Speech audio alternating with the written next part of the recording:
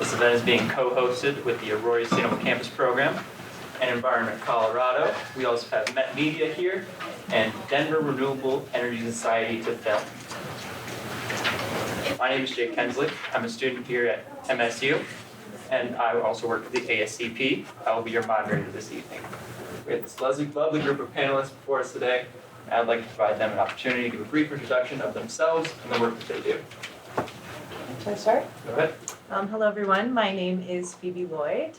I also work for the Auraria Sustainable Campus Program, and I'm also a graduate student at University of Colorado here in Denver, studying.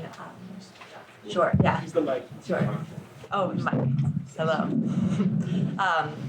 So if you didn't hear me, I work for the Auraria Sustainable Campus Program in addition with Jake. And I'm also a graduate student at CU Denver here, studying urban planning and landscape architecture and hoping to work implement sustainable design policy to address some of our environmental concerns. Hi everyone, I'm Jonathan Rogers. Everyone calls me Johnny. I work for the City and County of Denver, and it's my job to make sure that the city is powered by 100% renewable electricity by 2030. As part of that, I'm our lead advocate at the Public Utilities Commission, which is the regulatory body that dictates the rates that you pay on your bills, the resources that utilities like Xcel are able to install into the system, the rules that govern how the system is operated, and the programs that we all have access to, trying to ensure that at that systemic level, everything that's being done by our utilities is driving us towards that 100% renewable target and is creating the structures necessary for more people to participate in that and to essentially incentivize more investment locally that will empower the members of our community and strengthen the resilience of our community.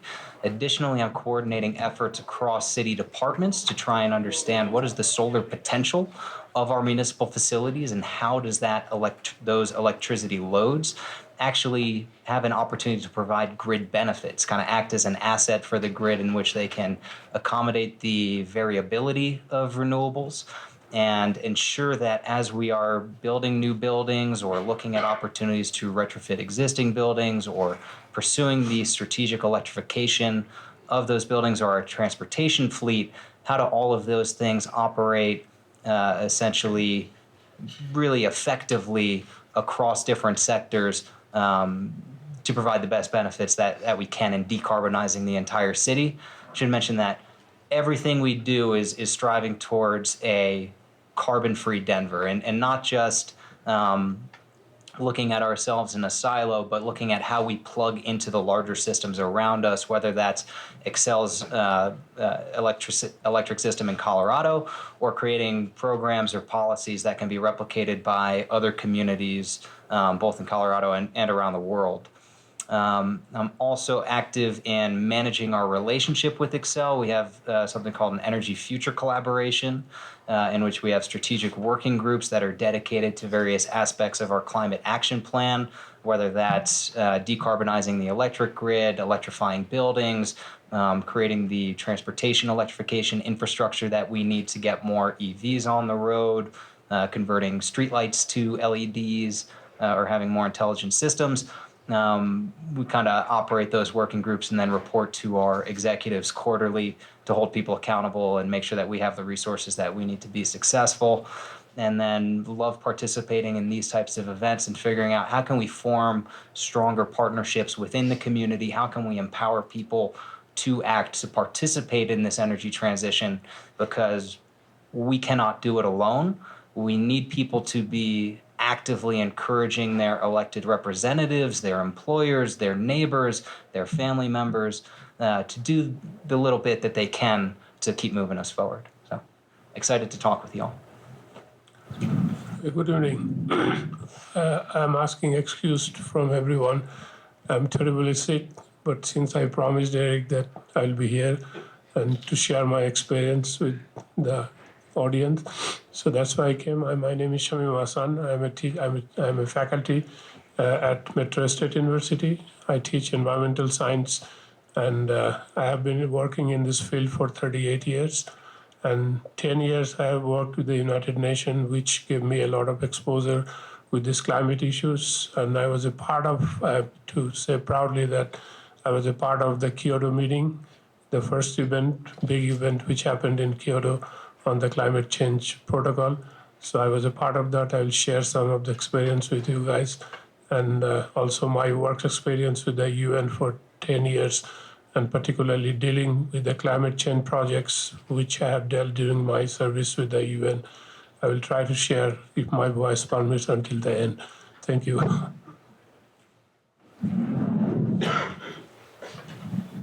I'm Karen Stewart, and I'm thrilled to be on this panel with such great experts that have already spoken to you.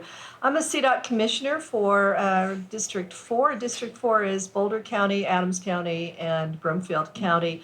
I'm one of 11 CDOT Commissioners in the state. We're appointed by the governor. I was appointed by John Hickenlooper 2 years ago. We serve 4 to 8 years, and our mission and responsibility statutorily is to provide policy for CDOT, to control and approve the budget, and to provide project prioritization. In my day job, I run a nonprofit transportation management organization called Smart Commute Metro North. And our mission at Smart Commute is to reduce congestion and improve air quality. I'm one of 7 TMOs in the Denver Metro Region, and we're guided by DRCOG, Denver Regional Council of Governments, and their Way to Go program, and also have relationships with each other in how we reduce congestion and improve air quality. Thanks for having me. Perfect, thank you. Nice applause for our panelists. All right, so now they're here to answer questions about the Paris Climate Agreement. So the Paris Climate Agreement is an agreement for United Nations countries to reduce the impacts of global warming and climate change, reduce global temperature increase to keep it below 2 degrees Celsius, and to strengthen the ability for nations to be able to prevent against climate change related events. So could you guys please speak on why you think these national agreements and others are very important?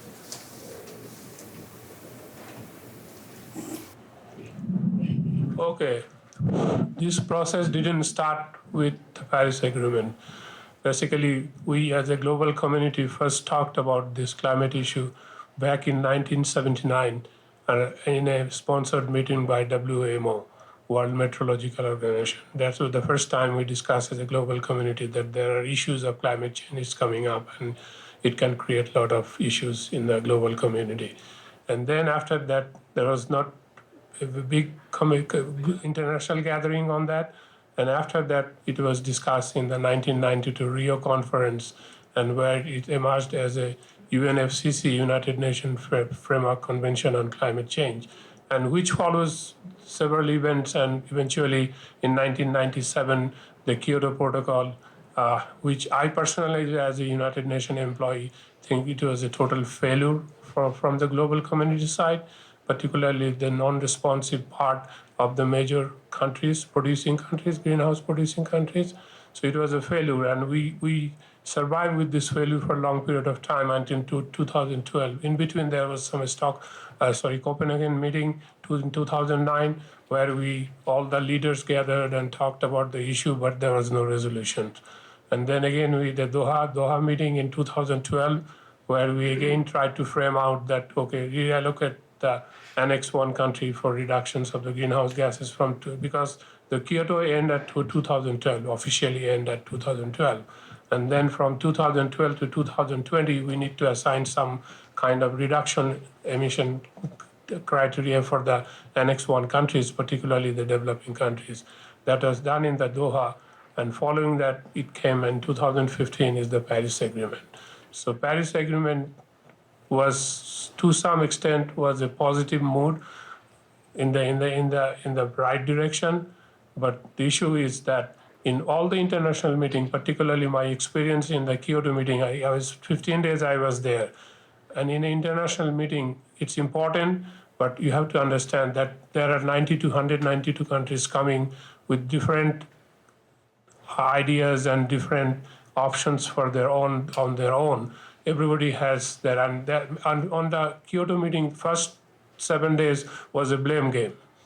Who is to be blamed, and who will take the responsibility of this climate change issue? The least developed countries continue blaming the developed countries, and developed countries try to pass by these blames and try to avoid the responsibility. And after 15 days of deliberations, it was almost about to fail the Kyoto meeting. But fortunately, during that time, US played a key role. The delegation led by Al Gore, and he made a key statement, and that will participate in the then finally US and all parties signed, because one of the major issues in the Kyoto was because the China and India was given privilege until 2012 that they are not part of the Kyoto emission reductions. So that was the main issue, and from there, next couple of years, actually, virtually, except few countries like United Kingdom and Germany and few other European countries, most of the developing countries didn't reduce anything. Rather, they produced more carbon than they're supposed to reduce during up to 1992 level. So all things happen over time, and over the years, the things haven't changed, because in most of the countries, that most of the government are officially. I've been in 35 different countries traveling for this UN projects on climate change. And when you go to a developed country, you see a different scenario. When you go to a developing country, you see a different scenario. I have seen that in the people of Fiji, Vanuatu, Tuvalu, all the Pacific Island countries, people's faces are all the time fearful that they will go underwater at some point of time in their life. But you go to a developed country, they talk to you from a different perspective. So all this complicacy, you see, we never succeeded, and especially the non-participation of the major polluting countries, especially China and United States, which produces almost 40% of the greenhouse gases among all the global countries. So Paris Agreement was things in the right direction, and US has shown some interest to reduce their greenhouse gases, but unfortunately, because of the geopolitical changes in the last couple of years, things are changing. So basically, we have gone back to the square one again. Because unless, I can tell you, I have seen in the international meeting, nobody is going to commit themselves for international treaty unless they see the leader, the global leader, those who are the major producer, those who has created this mess, they are committing themselves to reduce the greenhouse gases to save this earth. Thanks for that context. I can add a little bit from the city government perspective on the role of these national treaties, if now's the appropriate time for that kind of comment. All right. So I think it's important to keep in mind and in context with all of these international agreements and kind of national statements, things, where are the things that we can control, or what are the things that can be influenced, and what are the different levers that are being pulled or pushed along the way. My view of the national agreements is I really sincerely hope that we can sort things out and get some collective global movement on climate change. But I believe that the research has already been done and continues to be done with the scientists at the international level to really help us scope and understand the problem and the enormity of the challenge that's ahead of us. And even if our national leaders make commitments, it will still be worked down the totem pole essentially as to who's actually going to implement that. And the national government can say whatever they want, but they only have certain jurisdiction over electricity markets across the United States, which are significantly more influenced by state-level regulatory structures and frameworks. So where a country like China or something with more kind of direct control at a national level might be able to completely change their practices overnight and completely revamp how they're making their investments on a national scale, or in the U.S., we don't just need the president or whoever to make a commitment. We need action by then 50 states and then every major city within those states and the rural communities to completely revamp and change their behaviors and alter their investment plans and how they're planning to operate these systems more broadly. So I think as we look to the future, we need people pushing at all levels. It would be phenomenal to have a national consensus and an international consensus about what needs to be done and some best practices put in for cap and trade programs or carbon taxes or incentives to help us transition to renewably sourced plastics or forms of heat and not just electricity, and of all of the things that we use in our lives and that make our society possible. But we need to also figure out who are the implementers, who are the people that are actually going to be going out for procurements for renewable power or affecting the supply chains of major corporations or influencing the shareholders of investment firms so that organizations like BlackRock that just announced an initial step in starting to divest from firms that have a certain percentage holding of fossil fuel assets will no longer be considered for investments by that multi-trillion-dollar investment firm. And so I think in kind of every single instance where there can be influence, there needs to be, and finding those opportunities where you can wield that power and using it as effectively as you can help to, I think, bring some comfort to the disarray that may be ongoing at the international scale or even at the national level right now, and always just finding those opportunities where we can make a difference.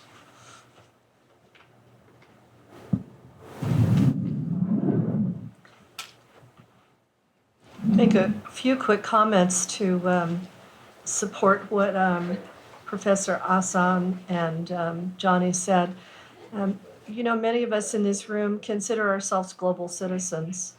What happens in the United States affects what happens in other countries, and what happens in other countries affects what happens in the United States.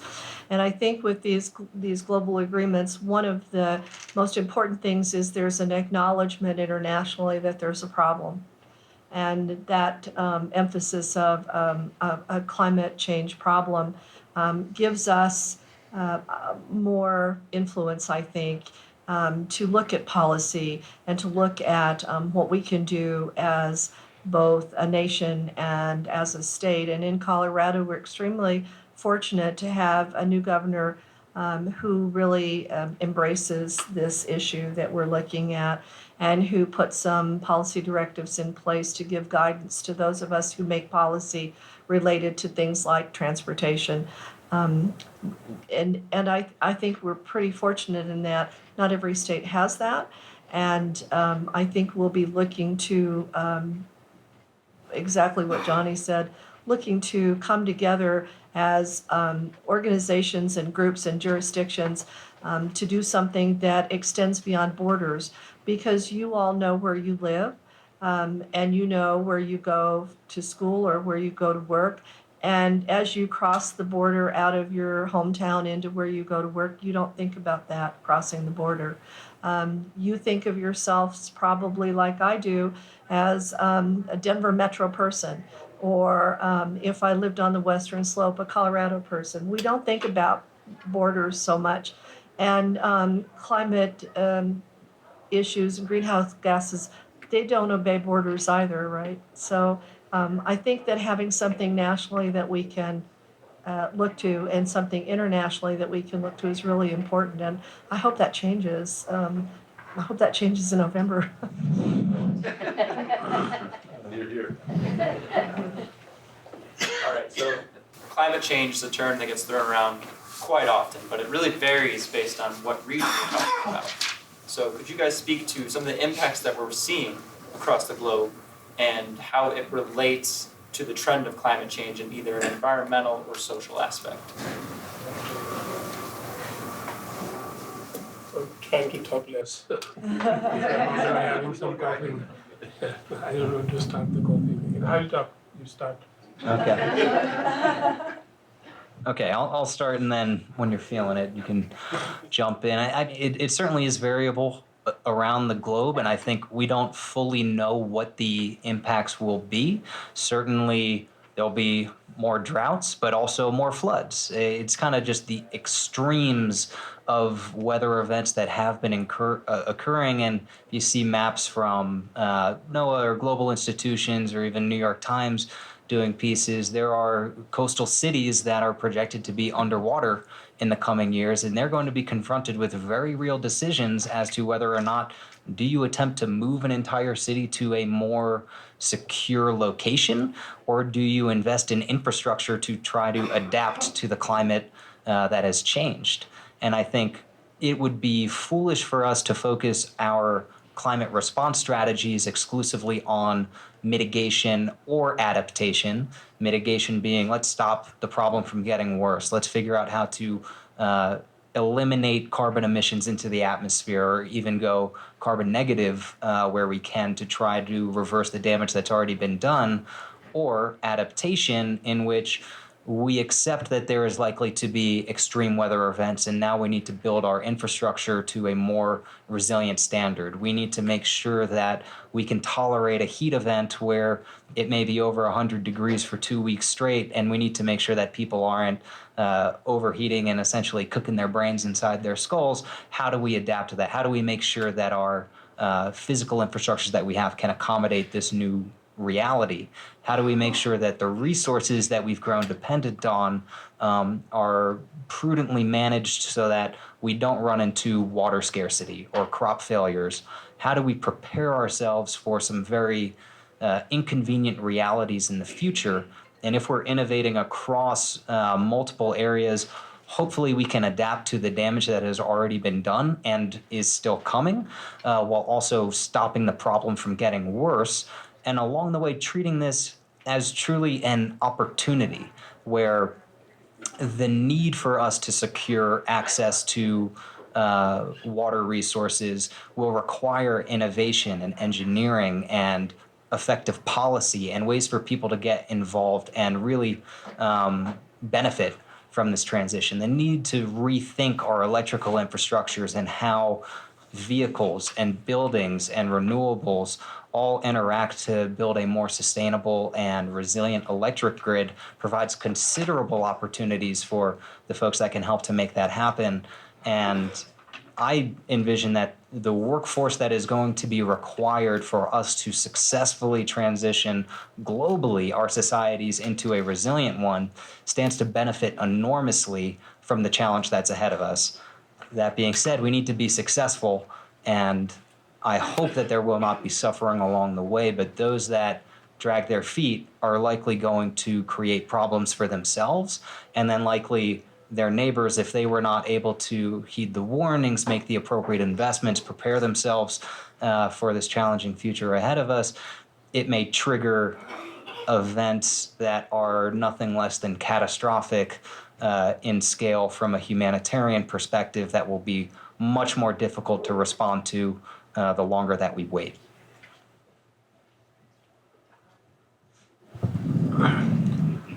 Okay.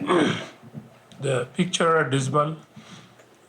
From in the first Kyoto Protocol, 37 developed nations were supposed to reduce their greenhouse gases 5% up to 1992 level. So out of 37 nations, only few nations has reduced. Most of them has increased their carbon productions.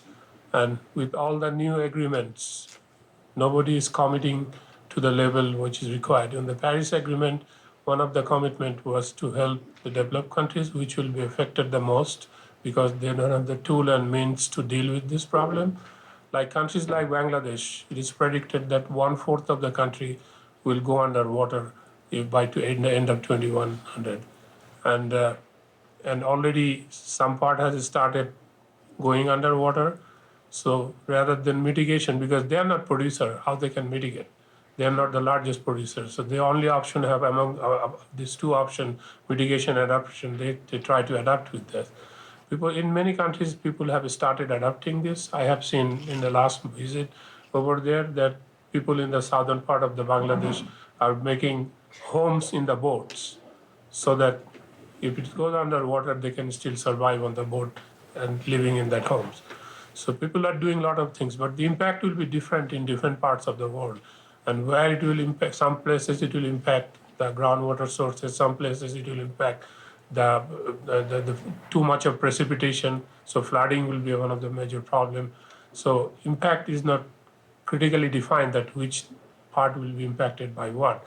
But one thing that as a global community, if we fail to minimize this greenhouse gas mitigation by the main polluting countries, that will be a catastrophic and that will be a disaster. People in some places can be resilient, and if you go to the Pacific Island countries, you will find some people have already started moving to the other nations. Like people from Fiji, Vanuatu, Tuvalu, and all these places, they are trying to move to Australia, and who can move? And here comes the environmental justice issue. The people only can move those who have enough resources to move. And people who doesn't have resources, what they do? They stay back and they suffer from all this catastrophic event. So, yes. Which countries are the big greenhouse gas producers? The largest, in terms of volume, the largest producers is the China, but in terms of per capita production, United States is the highest producer. Per capita, per person, how much you produce, because they have a big population. So whatever they produce, when you divide it by the total number of population, so per capita is still much lower than, and that's one of the measure in the United Nations system. So that's why the China can always argue that our per capita emission is still much lower than the United States. So if United States being the most polluter, they doesn't take any steps to implement the Paris Agreement or Kyoto Agreement, why should we? So and since July 2017, when we have withdrawn from the Paris Agreement, things have gone back. Everybody is talking right now that if United States doesn't do anything, being the largest polluter, why should we? China committed in the beginning with the President Obama that, okay, they will also participate in the Paris Agreement, because in Kyoto Agreement, they had no obligations because they were really China and India. And that was the main argument of the United States that, okay, why China and India was given privilege. Yeah, that agreement, that argument was debated in the Kyoto meeting, and finally everybody agreed their argument that they have started that industrial process and the economic growth process right now, where they have not started 200 years back, and they have not messed up this environment. So whatever they do now, they have to give some opening that they can economically grow and eventually take care of some of the environmental issues. That's why they are given the privilege for that. But that was one of the argument. And another argument from the United States government was that our economy will be highly impacted and will be doomed. Okay, we are already doomed in 2007 and 9. We didn't do anything about the climate change. We didn't reduce greenhouse gases. We are doomed. That is not because of that we have taken steps to reduce greenhouse gases. But there are countries which are economically flourishing. It's not doomed. Like countries like Germany is the second largest industrialist country in the world. Okay, is their economy doomed? They have actually done more than their share. They were supposed to reduce greenhouse gases up to 1992 level. United Kingdom has reduced their share more than they were supposed to do. They are not doomed.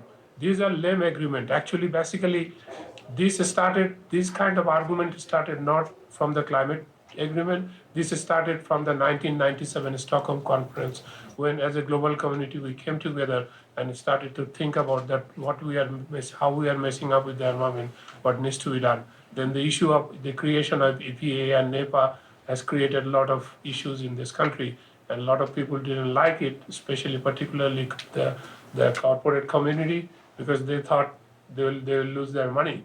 But did we lose their money? Why I'm here as environmental faculty here? We have actually created more jobs than we lost because of the environmental movement in this country. We have to understand this is not a short-term process. You don't achieve anything in short term, you don't gain anything in the short term. You have to think about the long term. If we do right now, we'll stop a lot of catastrophic events happening in this country and in the world, and then we'll say one incident in the Sandy in Newark has costed few $100 billion to repair and restructure that city. So and that is happening all over the world. We have resources. We can probably remediate that. But those who doesn't have resources, how they will deal with the problem? Right. And I think you make a good point about kind of this being the long game. And I think while there might be some countries who see the U.S. wavering on our national level commitments and say, well, why should we participate? there are other countries who say, well, this is the right thing to do. And if we're the ones who are consistently investing in solutions, they're the ones whose companies are going to be established and have the know-how and have the innovation, where they're going to be the ones designing the climate solutions. And so one of my biggest concerns with the US pulling out was that we would cede our leadership in technology innovation to other countries that continued their investments. Before I got my job with Denver, I was a consultant and was doing projects with the U.S. Department of Energy and national laboratories. And one of the things we were working on was technology transfer and what are the frameworks of innovation and how does tech go from the labs into the marketplace. And we reviewed different case studies. And if you looked at the UK compared to Denmark, each of them over a 10-year period put the same amount of funding into research and development for early stage wind technology. But the UK's was on and off with different politicians that got elected. And even though on an annual basis it was lower, in Denmark, they consistently continued to invest and provide support to their emerging industries. They now host some of the largest wind turbine manufacturers and design firms in the world. So I think that consistency is critical, which would be phenomenal to see from a national level. Fortunately, our national labs and Department of Energy continue to be funded by Congress despite our executive branch's budgetary preferences. But the message that is being sent certainly does not contribute to consistency, nor does our in and out approach to the Paris Agreement and other agreements that have come before it, where we could do a lot better.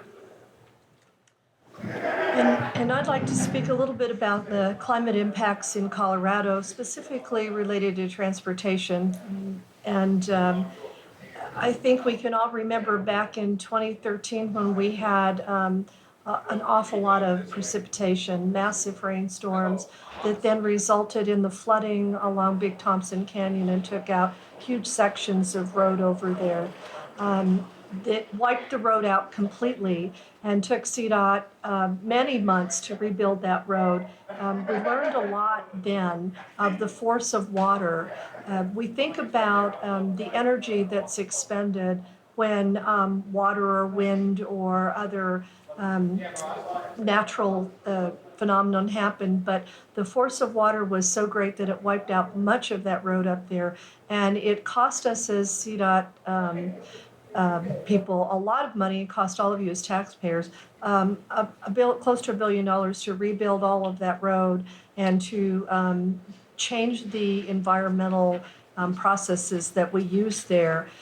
You think about that, and then you think about the last year that we had with a lot of avalanches that happened along I-70 and other places along the mountain corridors. And when you think about a budget that CDOT has that allocates certain amount of money for road repair or for avalanche mitigation, when we have episodic avalanches, snowfall that's excessive from year to year, our avalanche budget becomes much greater. And when you take money from the budget into the avalanche budget, other things then fall by the wayside. Some of the stuff that falls by the wayside are also in need of repair. For example, when we have very high temperatures in Colorado during the summers, that buckles a lot of asphalt in rural areas that have to be repaired for safety. And then I think about the rock slides that we've had as well. I mean, you think about the amount of money that in Colorado is used to mitigate some of these natural disasters that can be directly attributed to the change in climate. In the 30 plus years, 40 years that I've lived in Colorado, things have drastically changed. And I think a lot of that has to do with the very divergent kinds of winters and summers we have. The collapse on US 36, we're not really sure how that happened, but there's some speculation that we had 10 years of drought, followed by 3 or 4 years of heavy precipitation.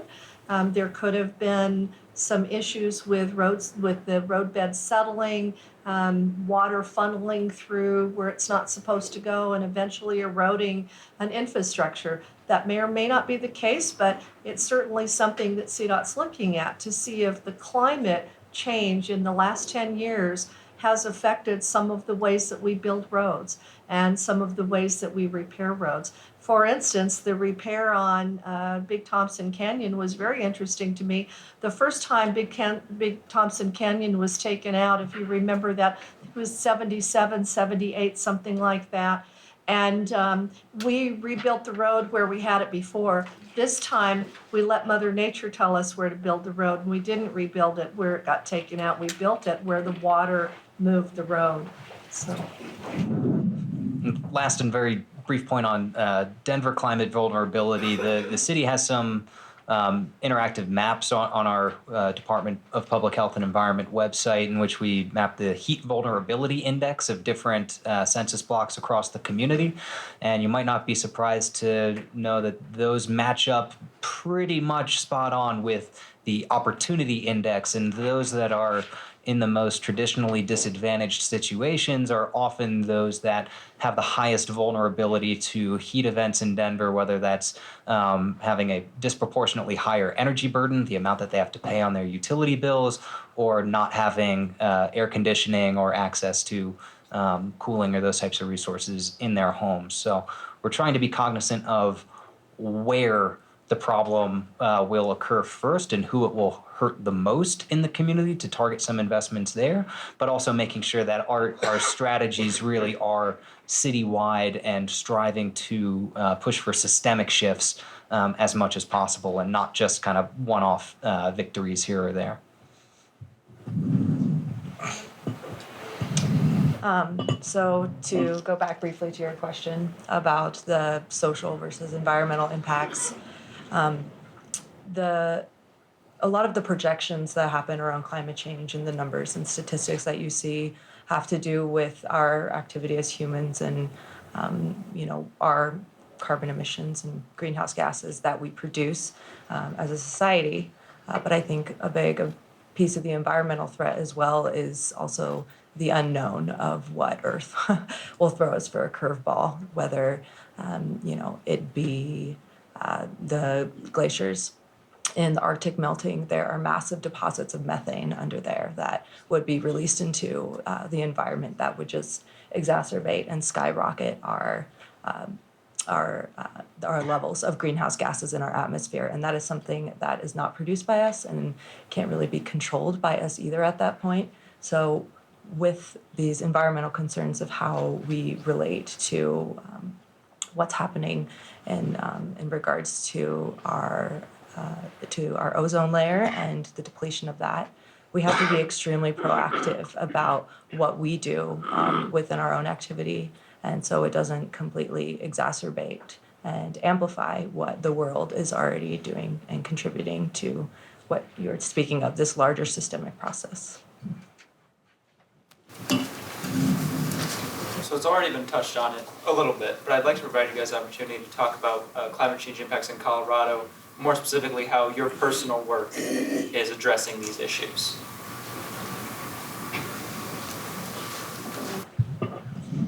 So as I mentioned, I work for the Auraria Sustainable Campus Program, as do a few others here. And so here in our work, we're a tri-institutional organization. So we serve all three campuses here on the Auraria campus, CCD, MSU, and CU. Luckily, through a lot of hard work over the past 15 years or so, we've gotten to a place where every student pays a fee every semester, which is about $5, that goes into a sustainability fund that helps us implement sustainability projects all over here on the campus.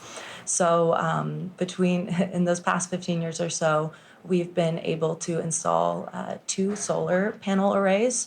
One of them is on our arts building, and the second is on the Auraria Library. It's our newest addition, and fun fact, it's the largest in Denver. If you have a chance, you can't quite see it, but definitely take a look on our website. There's a lot of amazing information on there. We've also are reworking our own climate action plan. So since there is a lack on a national level of how we're introducing climate action strategies, we are taking it upon ourselves and working with students, faculty, and the organization of the entire campus on how we can implement more sustainable systems or retrofits or things alike, and how we can also bring down our campus emissions by 2030.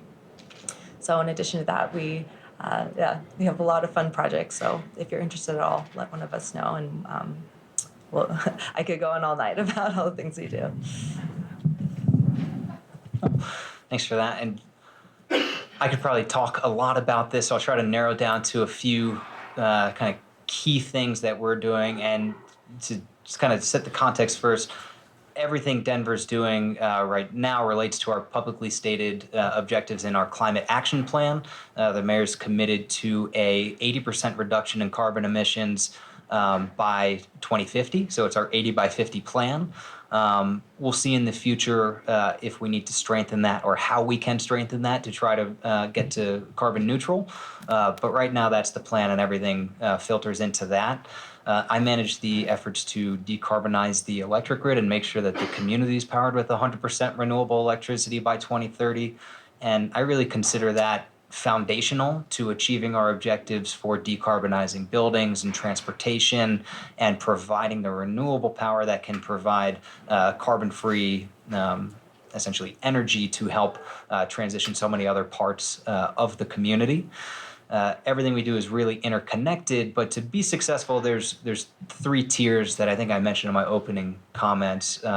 First, where can we change the system? How do we shift the status quo? What are those systemic impacts that we can make? Next, what are the infrastructures that we can control or influence? How can we make sure that capital is actually being deployed, projects are being built that are moving the needle? And then lastly, how do we engage with the community? How do we get buy-in? How do we make people benefit from this, give them opportunities to be advocates for the transition and really participate in a meaningful way? So in those systemic shifts, two I want to highlight. I mentioned the Public Utilities Commission earlier.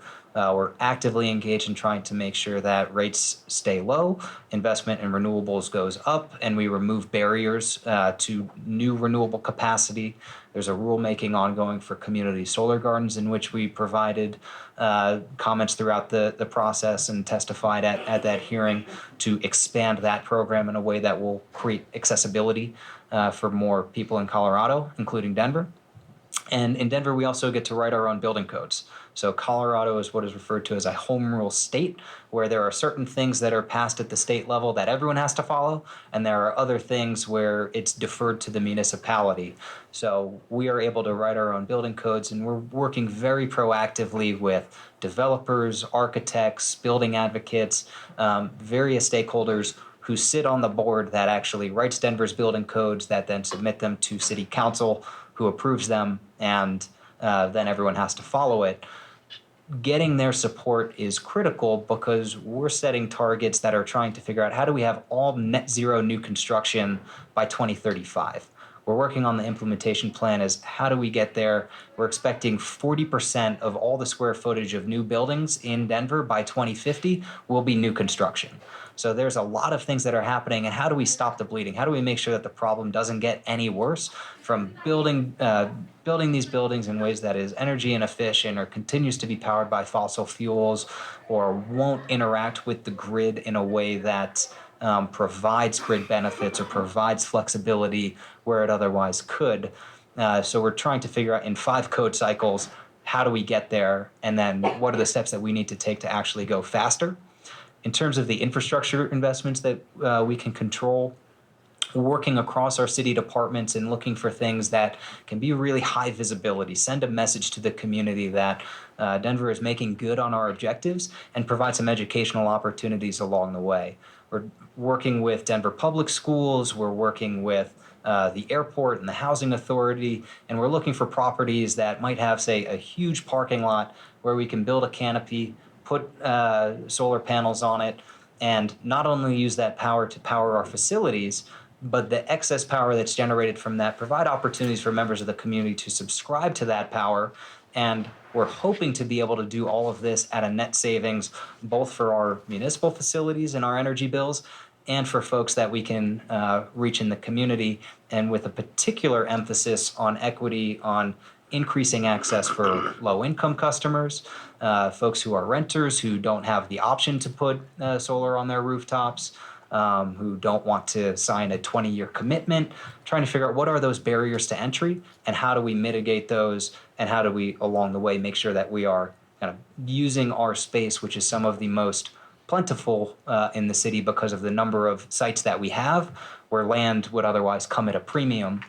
And then as part of this, say we put a solar canopy over a library parking lot or a rec center parking lot, that's a great opportunity to co-locate with electric vehicle charging infrastructure and help give people the confidence that when they're out and they're participating in their community events or otherwise going about their lives, they won't, hopefully can help to mitigate some of the range anxiety that may be prohibiting certain folks from buying an electric vehicle, and just increasing that accessibility from the transportation perspective as well.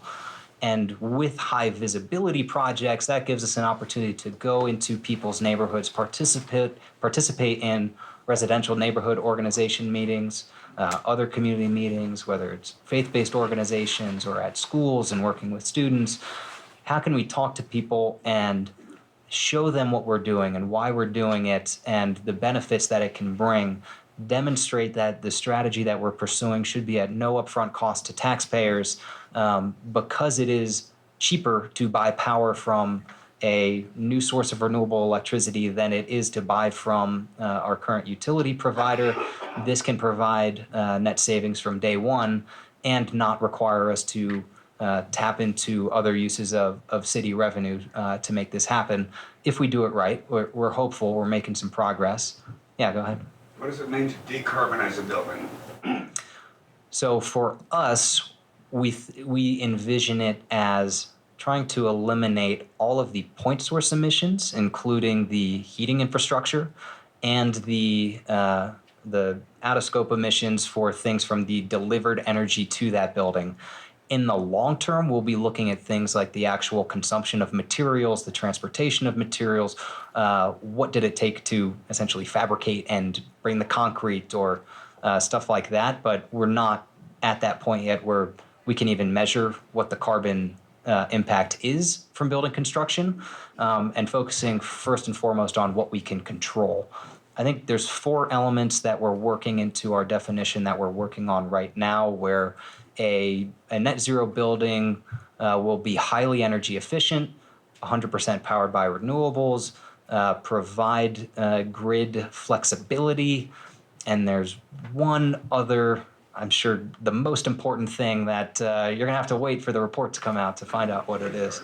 Yeah, but they're all good things, and I think just being cognizant of all those different elements that can contribute to a building's carbon footprint and figuring out what we can do to solve them reliably, affordably, responsibly, and rapidly, I think, most importantly.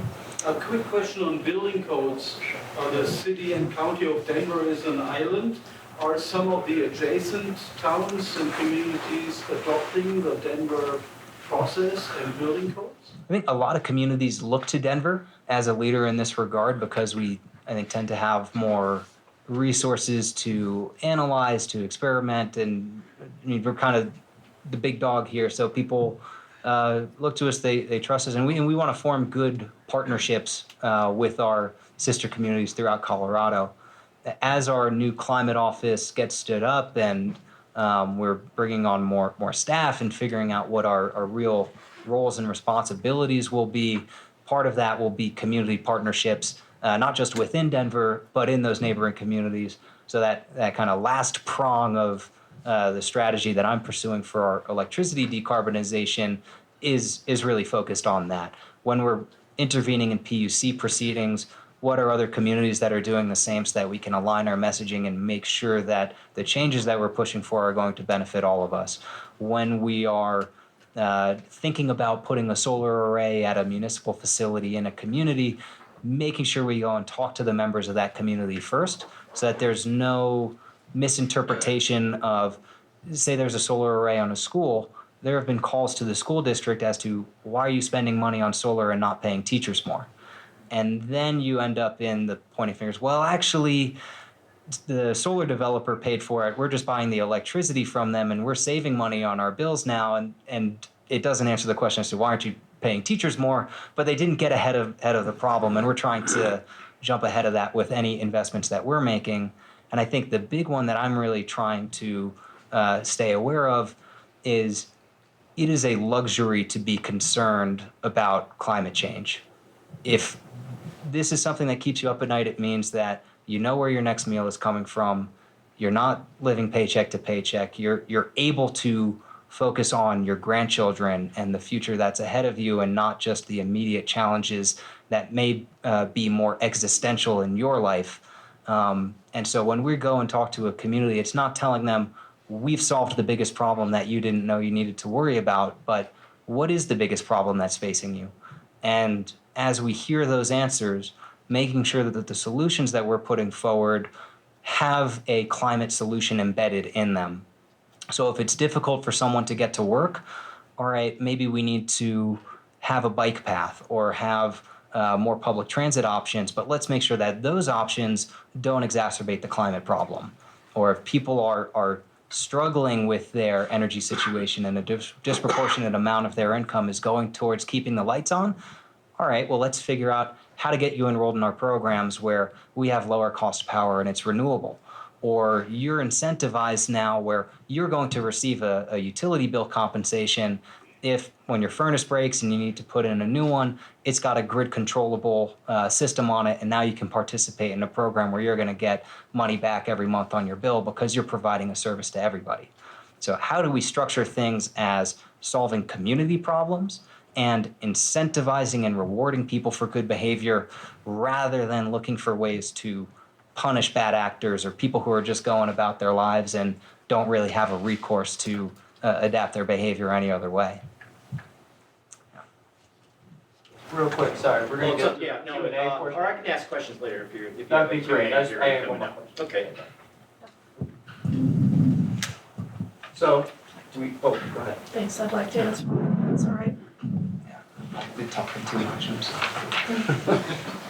You have a lot of good things to say. In the state of Colorado, 22% of the greenhouse gases come from transportation, either transportation use or transportation in general, and CDOT is cognizant of that. Can you repeat that 20, percentage? 22% Statewide? statewide greenhouse What about the gases. Denver region? I don't have that in front of me, but I imagine it's pretty similar. Pretty similar. Yeah. I think for us, it's building electricity. The carbon emissions from the electricity, wherever it's powered on the grid, is still number one, but transportation has been quickly catching up. And a lot of people think it's oil and gas is below that. But because it's transportation, the Transportation Commission is cognizant of that. And we've talked about ways that we can address this. So we're committed to reducing vehicle miles traveled. We're committed to increasing fuel economy. We're committed to the transition to low carbon fuels, biofuels, and we're committed to electrification. What does this mean? Well, it means that we're looking at transit electrification. You know, we run the Bustang. The Bustang runs down I-25. It runs across 70. It's a program that's been very successful in the state of Colorado. We have something else called the Outrider. We often do transit with the transit monies we get in from the federal government. We do rural transit. All of our buses are older buses, not electrified buses. So we're committed to making changes to make those electric buses eventually. We are committed to doing interstate charging networks. This is going to be a heavy lift. Those charging networks, particularly if you're using the fast charge, they're very expensive, could be up to $60 million to put in a handful of these.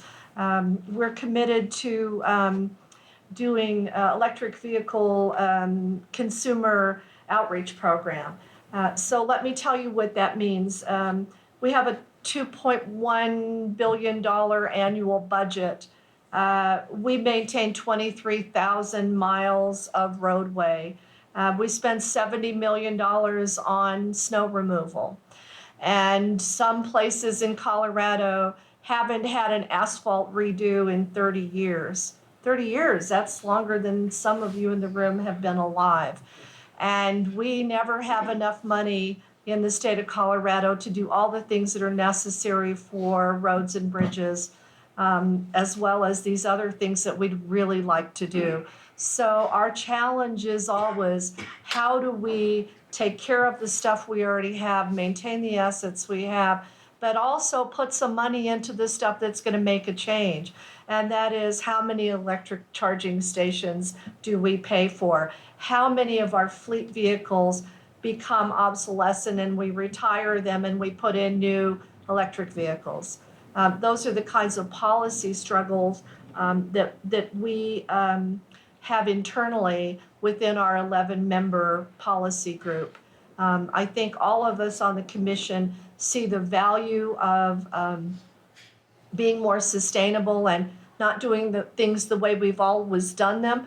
But when it comes down to providing safety and doing the asset maintenance and making sure that you can get down your road, if you're going to 70, that the rockfall hasn't stopped you for 2 months, but maybe for a day. Those kinds of things are difficult policy decisions and really challenging. And it's not that CDOT doesn't want to do it and your commissioners don't want to do that. We're going to try to do as much as we can. Our governor is committed to more electric vehicles on the road.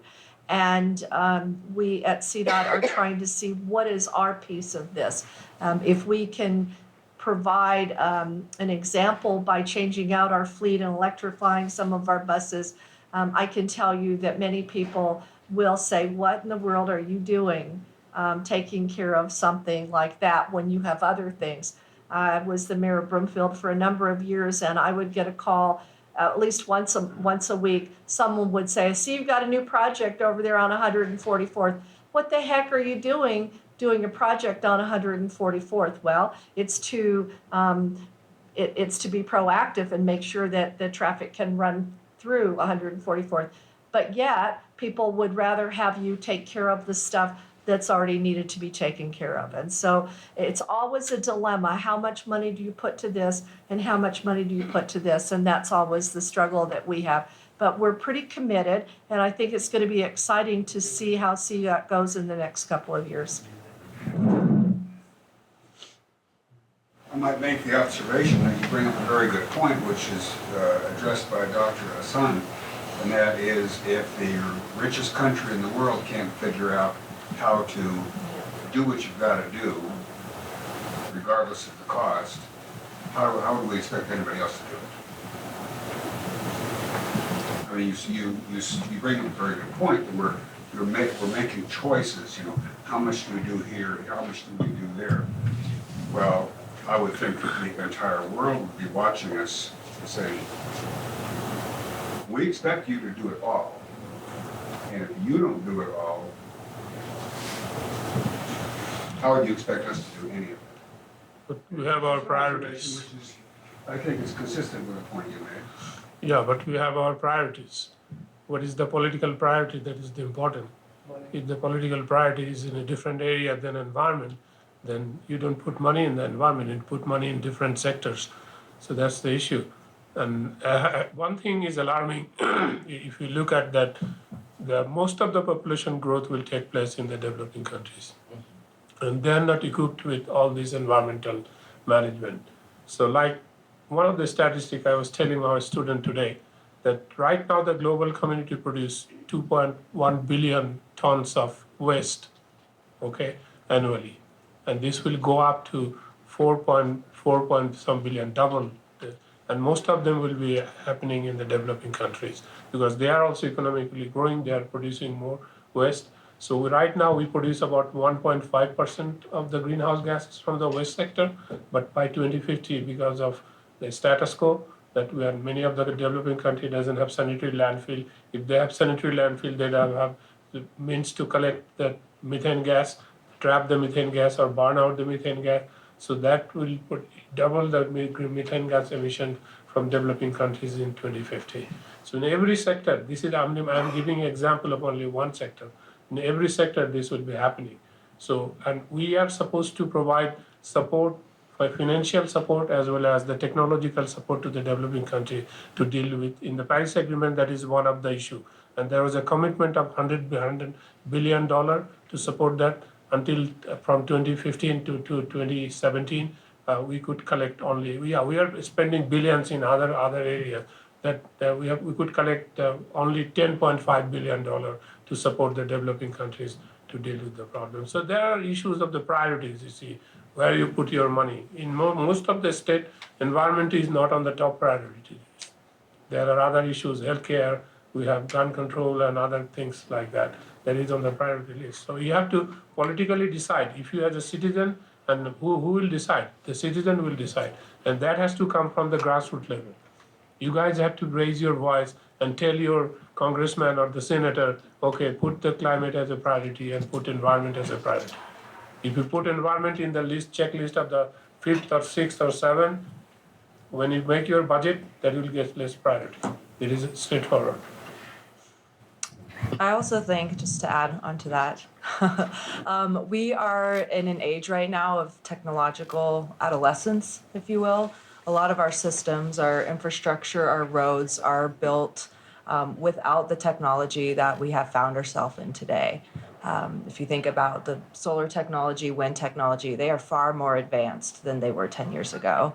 Even if you think about the first iPod that existed, it was big, it was clunky, it was expensive, and it wasn't that efficient.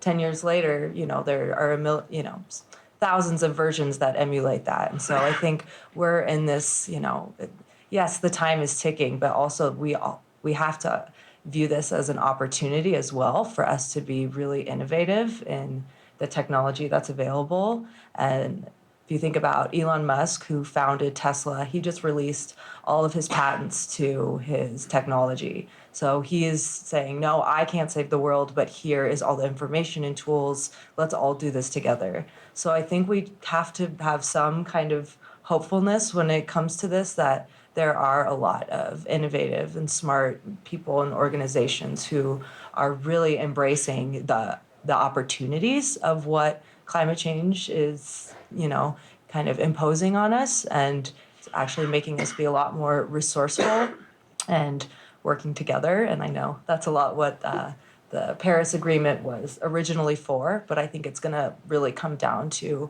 the entrepreneurs, the innovators, and the corporations to really make these really influential changes. I want to do a quick comment and then pose a hard question. Here's what I perceive as something. So I'm Rocky Pure. I'm the director of the Colorado Center for Sustainable Urbanism, so I belong to Environment Colorado. I'm on the faculty here and tickled this is happening. I just want to say kudos with some of the very intelligent, coherent, and optimistic things I'm hearing here. I mean, Johnny, it sounds good to hear what we're doing in the energy sector here. I mean, I applaud Karen that you've got a career where you've been working on commute trip reduction. So here comes a hard question. Why do I look out after the last decade and a half of living in Colorado and see what I think is abject failure in climate? And I'll say that in terms of worsening air pollution, worsening vehicle miles traveled. We're doing worse now than we were 10 years ago. And Johnny, if I may, you talked about see what we're doing. Here's what I see. I see the travesty, I'm sorry, that's a little editorial insertion there, of I-70, which is very much, in my book, contributing to worsening climate by tripling this facility in an environmental justice neighborhood that is already designated as the most polluted zip code in the country. So, I mean, it sounds like there's a lot of good narrative out there, but I don't know that our actions are following through. But maybe let's just start. Am I right to say things are getting worse than better right now? Okay, so I agree with you. And in my day job, I run a transportation management organization, and we try to reduce congestion and improve air quality. We do all kinds of things to try and get people out of their car. We teach them how to ride, transit. We put carpools and van pools together.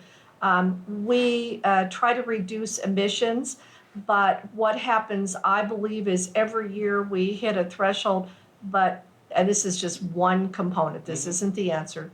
The population increase in the Denver metro region sucks up any kind of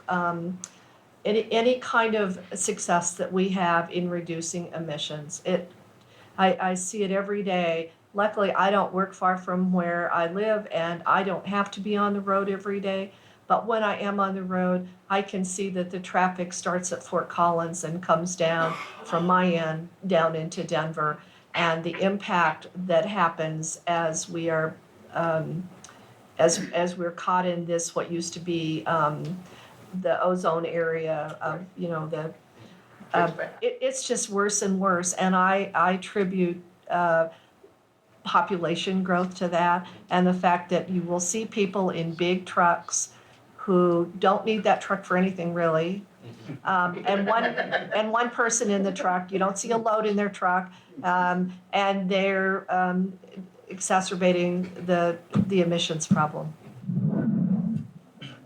I mean, I certainly am speaking for the future and kind of looking ahead at what is it that we're trying to do now. And I think to reflect on probably what's occurred in the last 10 years, I challenge you to say, well, what systems were changed then that would have resulted in any sort of change? If everything was status quo, then we were likely to continue on a certain trajectory despite any commitments or promises that were made. If there were no systems at the Public Utilities Commission or at the legislature or things that would really affect behaviors, and not pointing fingers at the individuals that you need to change your behavior individually, but why would you be encouraged to do so at that purely systemic level? It would not happen. And that's where I think I can sit here more optimistically because of the historic nature of the legislative session that occurred last year.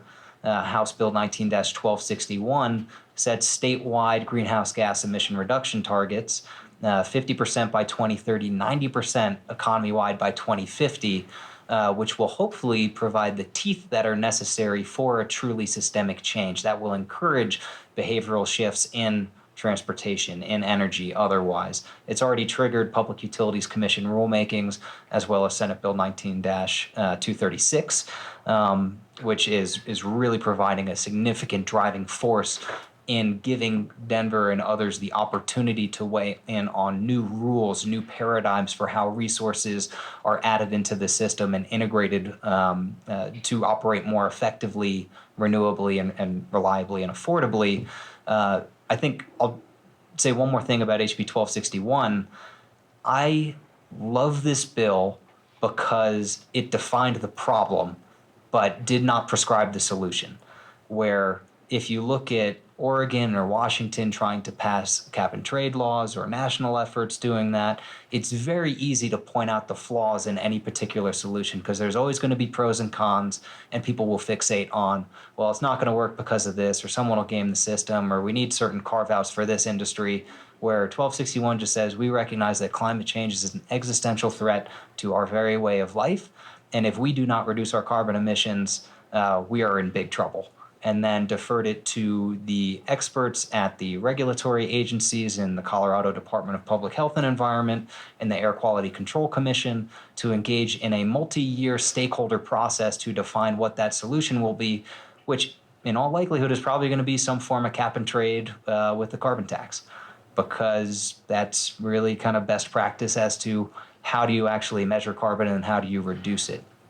So I find the way in which that bill's structured ingenious in terms of political viability for being approved, and also likely going to be much more effective in terms of the solution that is presented being something that has been vetted by multiple stakeholders, that will be enforceable, and that will really drive a systemic shift across the entire economy. So I think that's why I can sit here optimistically now and not reflect so much on what the challenges were in the past decade. Certainly want to learn lessons from those, from the people who worked in the city and at the state and in the communities and tried and failed or had successes, and where can we build off of that. But I am optimistic. That's what I had.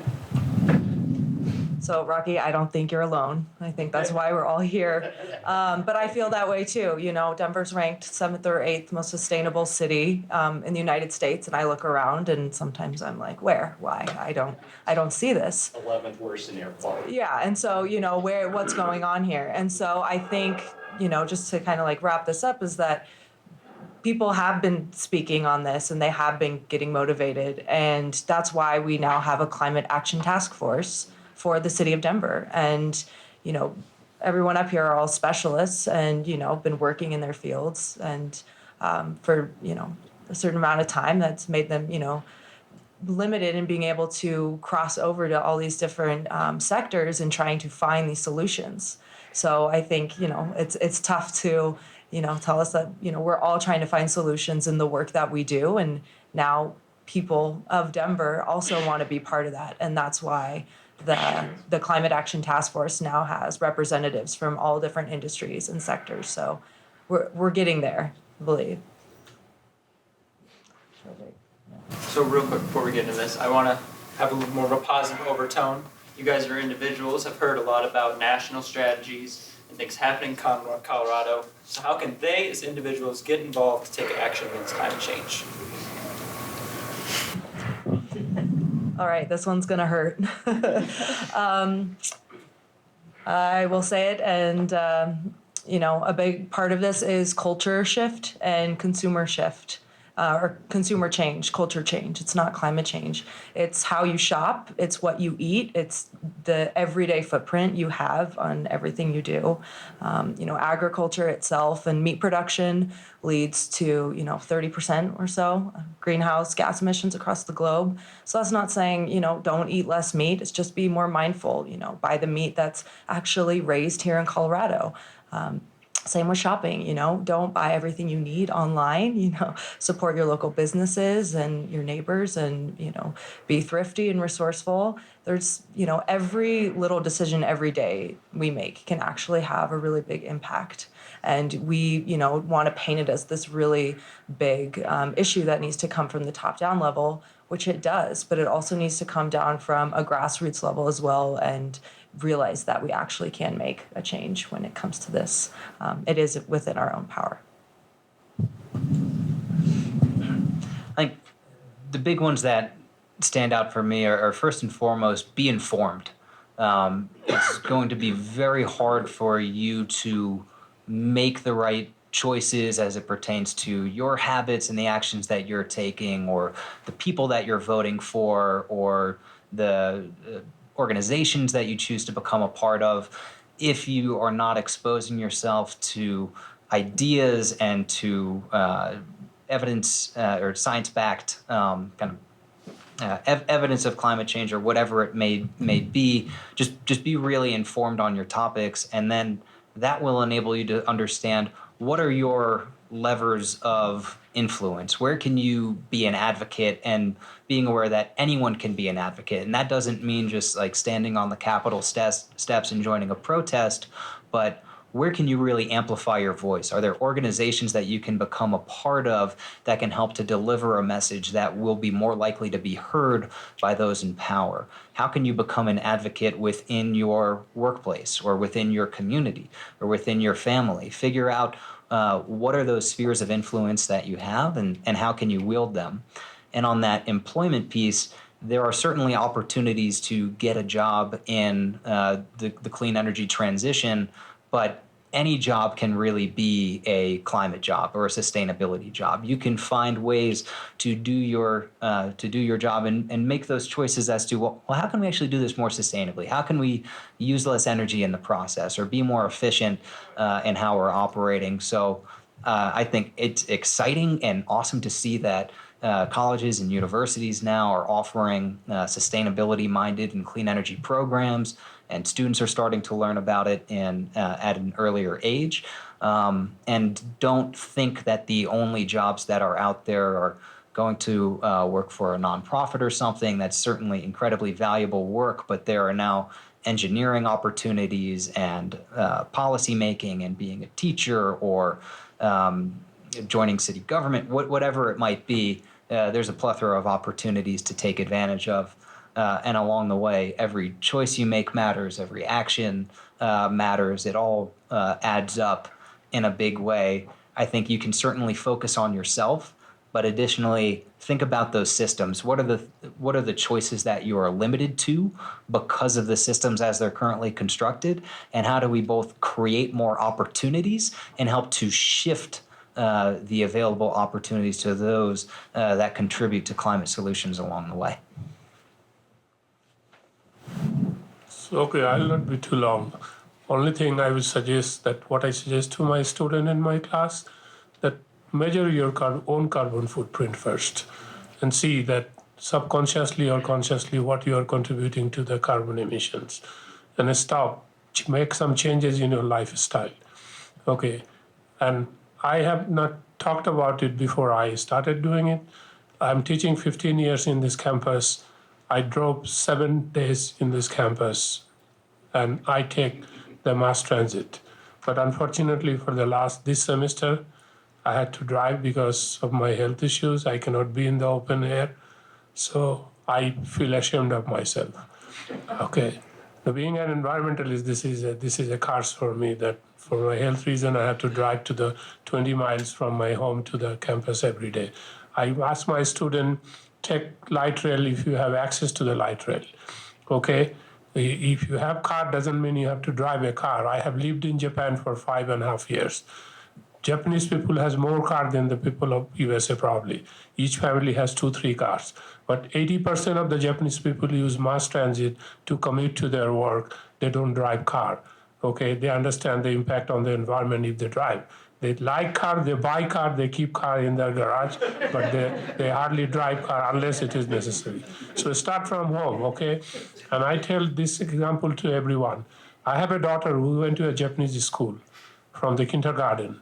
When she was in kindergarten, she was taken to all the class was taken to a sea beach, not for fun, not to swim in the sea in the ocean, to collect trash from the sea beach in the kindergarten level. And when they came back, they taught them that why they did that job, why they went and collected this trash, and they explained what is the benefit for them in the environment. And being a daughter of an environmentalist, I have never taught her that you have to recycle and recollect. She used to go to a high school which is 18 miles from her home, and the neighborhood I live in, Highland Range, one of the good community. When I moved there was no recycling. So she used to collect everything and then take it in their school bus to drop it in their school recycling bin.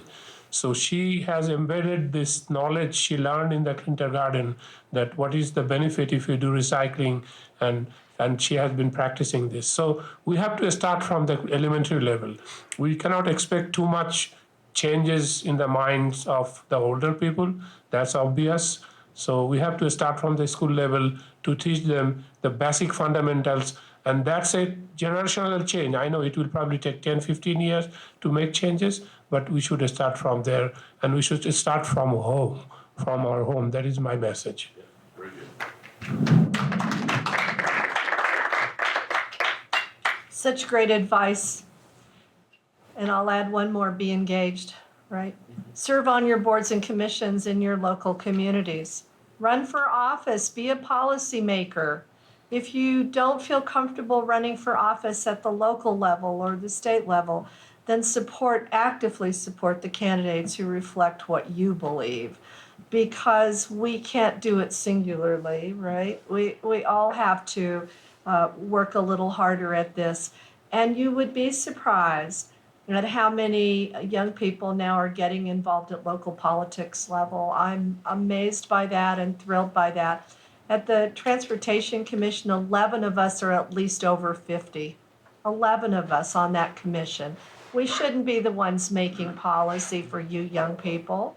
And I know it's a hard commitment, but that's another place where at the state level, at the local level, at the national level, if you feel passionate about this, for God's sake, get involved, get engaged. And if you're afraid to do that, then actively support those who are engaged to reflect what you believe. All right, so we've got 10 minutes left, so we'll open up to official audience questions. You guys go ahead. So So my question is for Karen.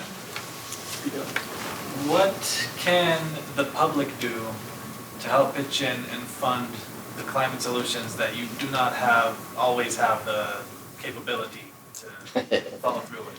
I didn't put this guy in the audience. But thank you for your question. You know, we've tried 3 times in the last 2 years to get some kind of a tax increase, some kind of a funding increase for transportation.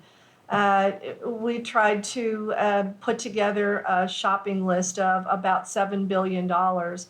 Much of that went to big projects at CDOT and small projects at CDOT and sustainability projects at CDOT. And it was roundly defeated. It was a sales tax initiative that wasn't an onerous burden for anybody, with something for everybody across the state.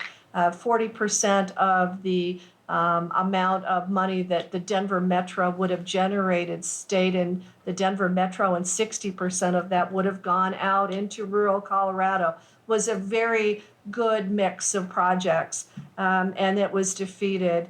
109, even though that wasn't something that I thought was a good idea, it was defeated. 109 asked for you to fund things out of the general fund without any kind of a revenue source, which always is a little dicey to take money away from stuff that's already being used for other stuff. But it was defeated, and we had the defeat of CC this year. Last year, which would have detaborized and allowed some more money into transportation, education, and other things. So what people can do is become educated in what they're voting for, but also support tax increases like this. It's a minuscule amount if we all carry the burden together.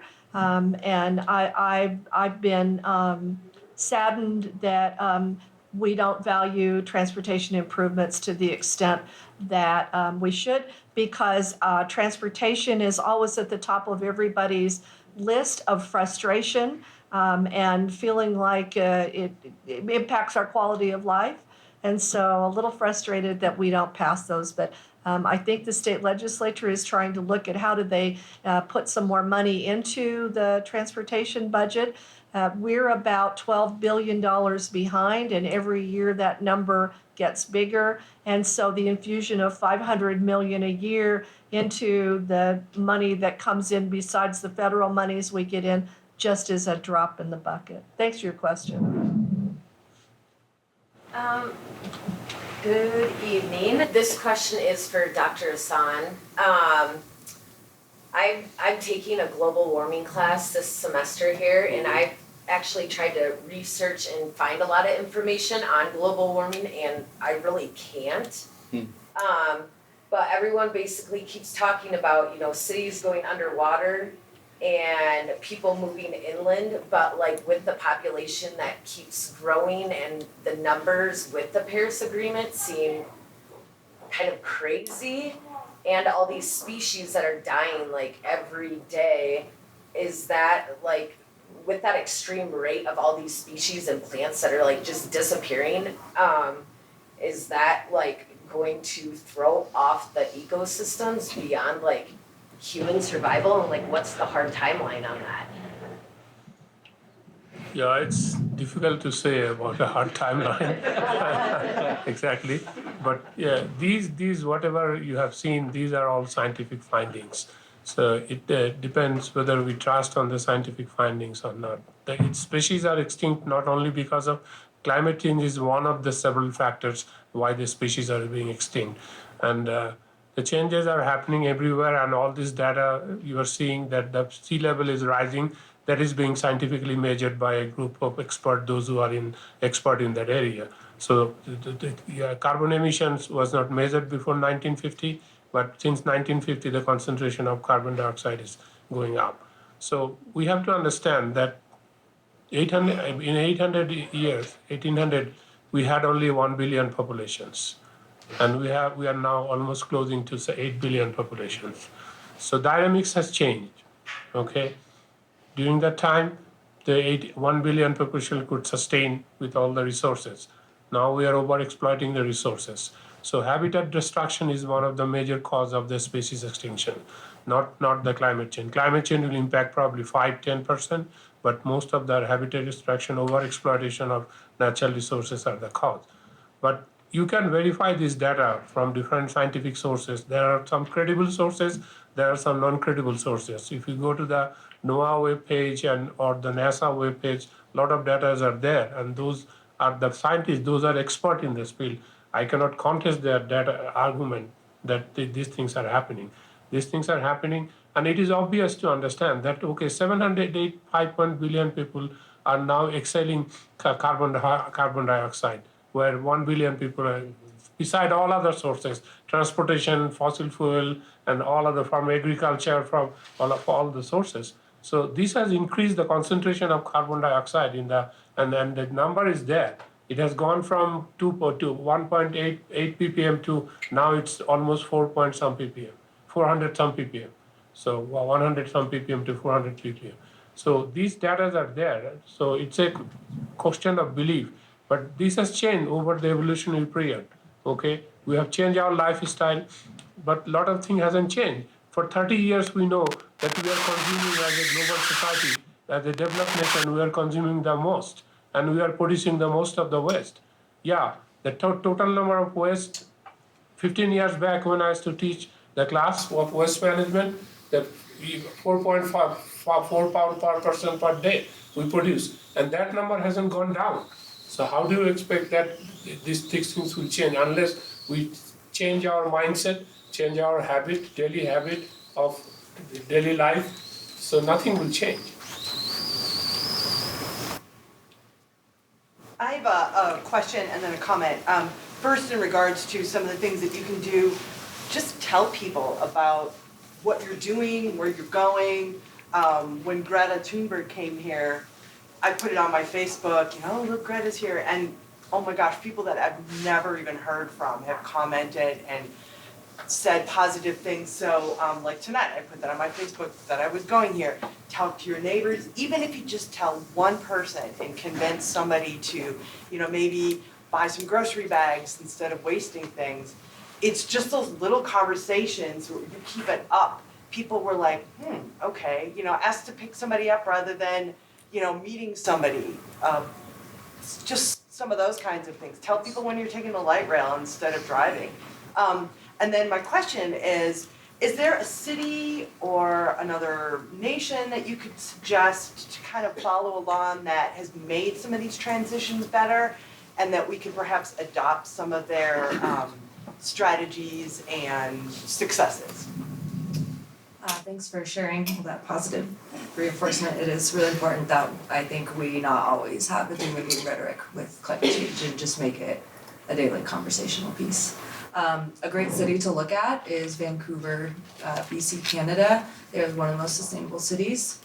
And from, the citizens and their actions to the actual policies that they have for building and their population growth, et cetera.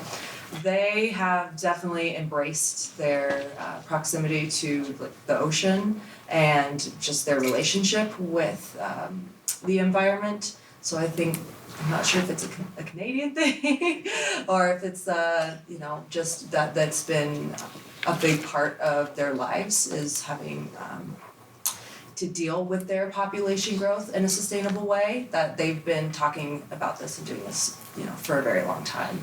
So I would say take a look there.